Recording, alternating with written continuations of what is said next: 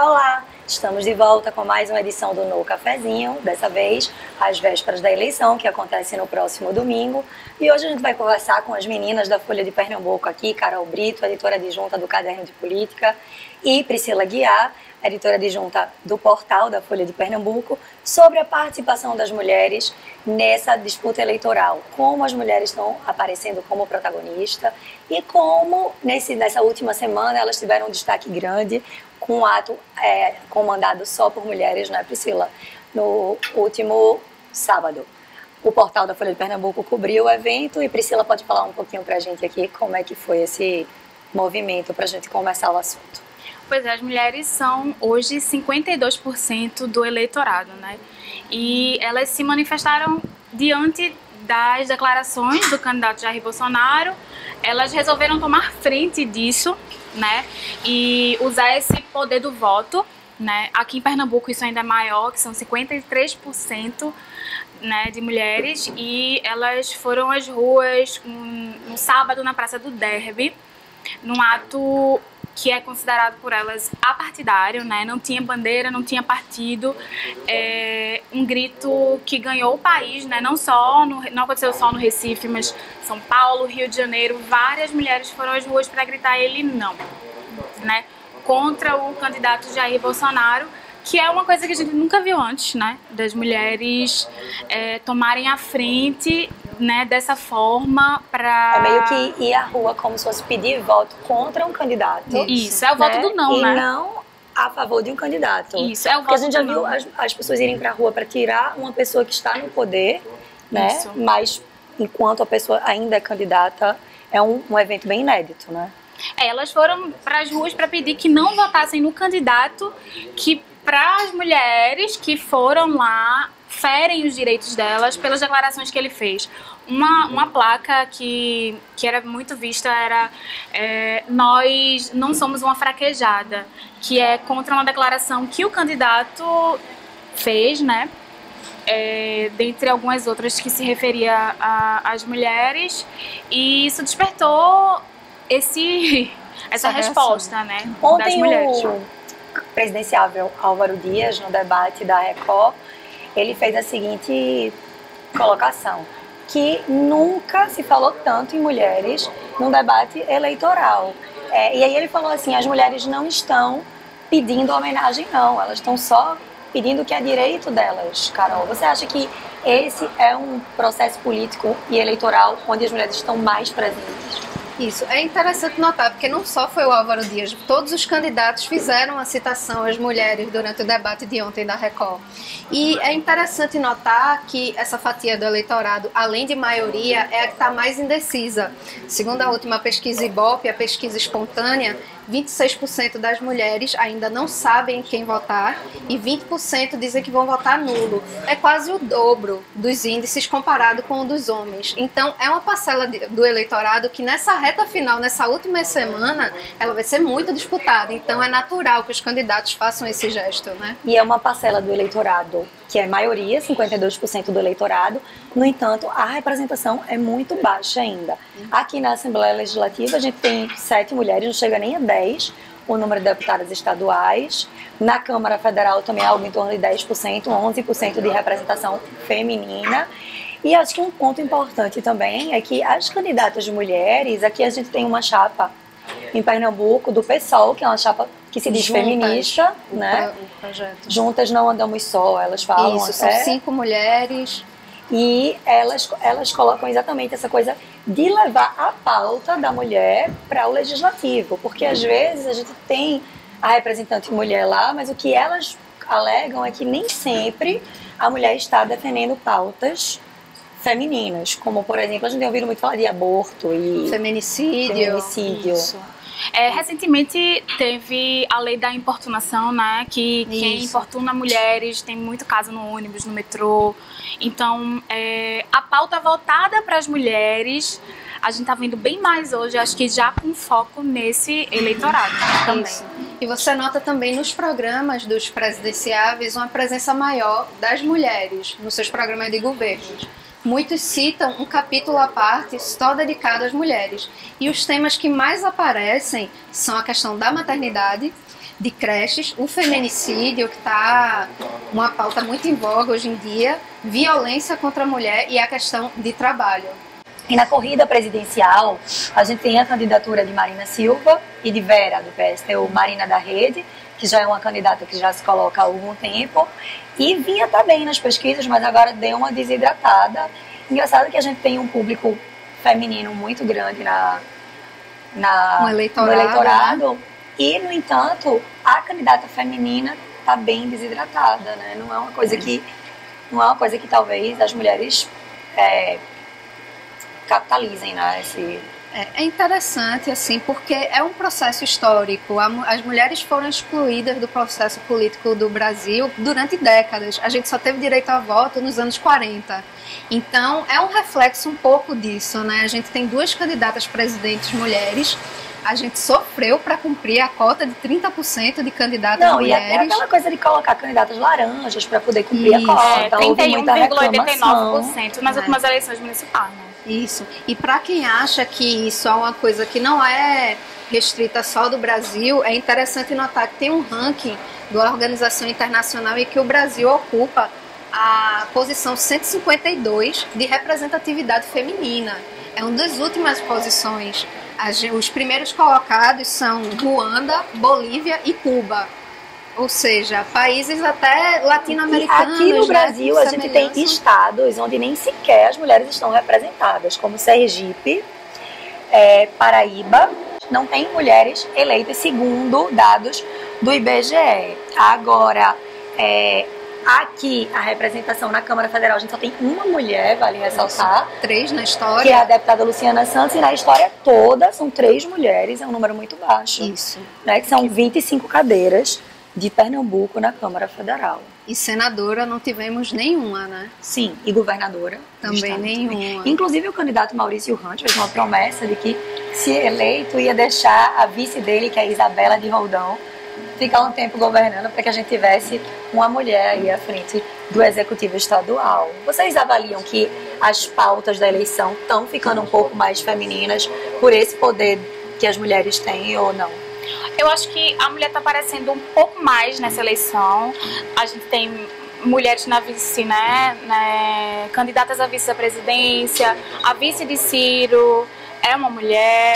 A vice de Alckmin, Haddad. Então, assim... Ana Amélia, vice de Alckmin. Isso. E Cátia Abreu, vice de Ciro Gomes, ele até estava com o broche dela no debate. E Manuela Dávila, né? E Manuela Dávila na Dia Haddad.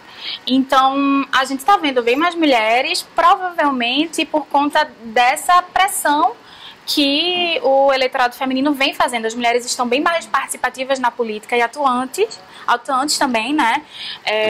Lutando por pautas exatamente feministas, né? A gente vê as mulheres indo para a rua, pedindo para discutir a questão do aborto, não por questão religiosa, mas por causa da vida, da saúde das mulheres, né? Que a gente sabe que hoje em dia as mulheres que quiserem fazer aborto e que tiverem dinheiro vão lá e vão conseguir fazer. Se não tiver, a mulher pobre vai morrer. Então é uma pauta que está em evidência, que está sendo discutida nas ruas e que chegou na política também, né? A candidata Marina Silva já sugeriu um plebiscito para esse caso, né? Aqui, a gente tem candidatos ao Senado, aqui também a Adriana Rocha, da Rede, é uma candidata mulher, e eu citei o nome de Adriana porque ela é uma pessoa que fez uma colocação sobre essa questão do aborto, né? De como as mulheres teriam direito, na avaliação dela, exatamente por conta desse número de mortes. Eugênia, que é candidata ao Senado, e Albanise, pelo PSOL, também fizeram essa defesa de que as mulheres acabam morrendo, o número é muito grande de mortes, e que isso acaba sendo um caso de saúde pública, né? E é um debate que vem cada vez sendo cobrado. Marina Silva tem sido cobrada nos debates sobre isso, mas por que cobram só as mulheres, né? Uma posição sobre essa questão. É interessante falar, e o mais interessante ainda é que a gente tem um congresso que é composto só com 10% de mulheres, então temos homens decidindo o nosso futuro, né? Isso é muito preocupante quando se trata desse tipo de pautas, apesar de que é uma pauta polêmica, muitas mulheres discordam da questão do aborto, é importante que se enfatize, Sim. mas é uma decisão que, para estar sendo discutida no Congresso, era importante que tivesse uma participação maior das mulheres. A gente citou o caso das vices e alguns presidenciáveis aqui, mas a gente segue com vices mulheres, são várias vices mulheres esse ano. A gente tem o caso de Suelene Balduino, que é a vice do candidato Cabo Daciolo. Ontem, inclusive, ao final do debate, Cabo Daciolo fez um agradecimento, assim, bem incisivo. Agradeceu a Deus, inclusive, por ter colocado uma mulher. Ele nunca sempre agradece. E aí agradeceu por ter tido uma mulher que ele definiu como com uma característica, com um perfil bem bom para ser a vice dele. E a outra vice que a gente tem é Sônia Guajajara, que é a vice de Guilherme Boulos, do PSOL. Carol, você acha que essa coisa dos homens acabarem tendo escolhido tantas vices mulheres na eleição desse ano é uma coisa que a gente não viu, por exemplo, na eleição passada?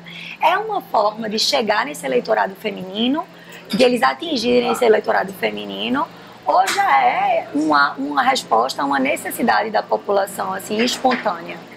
Eu acho que é um pouco dos dois, Renata, na verdade. Eu acho que os políticos identificaram esse nicho do eleitorado, tanto é que aqui em Pernambuco a gente também tem uma participação maior assim, de mulheres vices, né? Tem a Isabela de Rodão na chapa do Maurício Randes, Sim. Tem a Luciana Santos na chapa do governador Paulo Câmara, então há uma tendência, os políticos identificaram aquele eleitorado ali que precisa se identificar com sua chapa. Então, eu acho que é um pouco ali dos dois.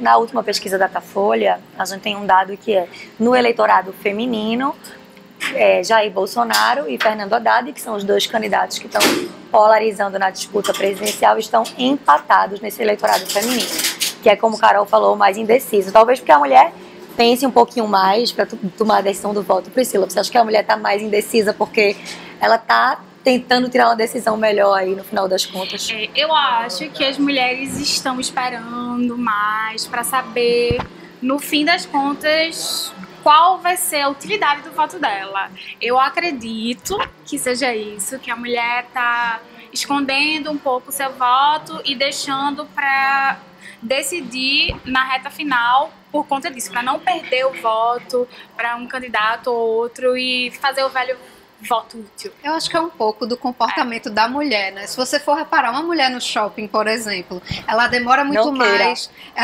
Sim, mas a gente pesquisa mais, a gente pechincha mais, a gente faz uma escolha. Mais preços, tem mais cuidado. Muito mais pensada que os homens, modesta parte. São práticos, mas eu acho que é uma coisa do perfil. Eles estão numa situação. A mulher tem aquela preocupação de tomar a decisão certeira, né? Então ela pensa muito antes de decidir e dispor a sua decisão. E o brasileiro também é um pouquinho atrasado nas decisões, né? Deixa muito as coisas para a última hora, por isso que tem muito candidato também dizendo que quer ver o que vai acontecer no final das contas, porque vale lembrar que na eleição de 2014 a gente teve uma mudança aí de cenário. Marina Silva figurava em segundo lugar nas pesquisas e quem acabou chegando junto com a ex-presidente Dilma Rousseff nas urnas foi o candidato Aécio Neves. Foram 3 milhões de votos só de diferença, que é uma diferença pouca. Então, a gente pode, por essa diferença pequena, a gente pode ver que as mulheres podem ser muito determinantes no pleito desse ano. Nessa reta final, a gente vai ter mais um debate essa semana, também vão ter novas pesquisas e o cenário pode mudar completamente, né? Isso, muitas pesquisas inclusive quase que diariamente. Essa semana vai ter pesquisa dia sim, dia não. E assim, mas acho que é importante também, a gente fala nas pesquisas assim pra gente ter um parâmetro. Mas é importante também que cada um dê seu voto, acho que vocês têm essa opinião com também, certeza. Independente dessa coisa das pesquisas, porque tem muita gente nessa eleição, que tá uma eleição muito radicalizada, dizendo assim, eu não vou votar em fulano porque a pesquisa não dá chance a ele de ganhar, então não tem chance. Não vou votar em Beltrano porque não se elege mesmo. Então, assim, isso é um raciocínio que você acaba jogando o seu voto fora, porque está se guiando muito. Pelo menos eu acho que a gente tem que tentar formar uma opinião de acordo com o que a gente vê, acompanhar os debates, dar uma ajudada nisso, né? Para quem não vive acompanhando política diariamente. Esse raciocínio ele é preocupante porque ele impede a renovação política, né? É uma coisa que a gente quer muito, que a gente espera essa renovação, mas a partir da rejeição de um ou outro candidato, a gente vê esse raciocínio que é o voto do não, tomando conta, né, do país. Então, isso preocupa porque você não vai votar em quem você gostaria de votar, no candidato que representa você, no candidato que você se identifica com a pauta dele. Você vai votar em uma pessoa que pode impedir aquele que você não quer de jeito nenhum de se candidatar. Isso é preocupante por causa dessa renovação, né? Que é o que a gente espera e isso impede. Exatamente, até porque o processo democrático era para ele ser pautado em propostas, né? No programa de governo, você saber se identificar com aquele candidato e não simplesmente votar pensando em derrotar aquele que você não gosta, né? Acaba sendo a escolha não do melhor, mas do menos pior, né? Então, a gente vai ficando por aqui, meninas, porque o papo passa rápido aqui. Mulher fala um pouquinho mais do que os homens.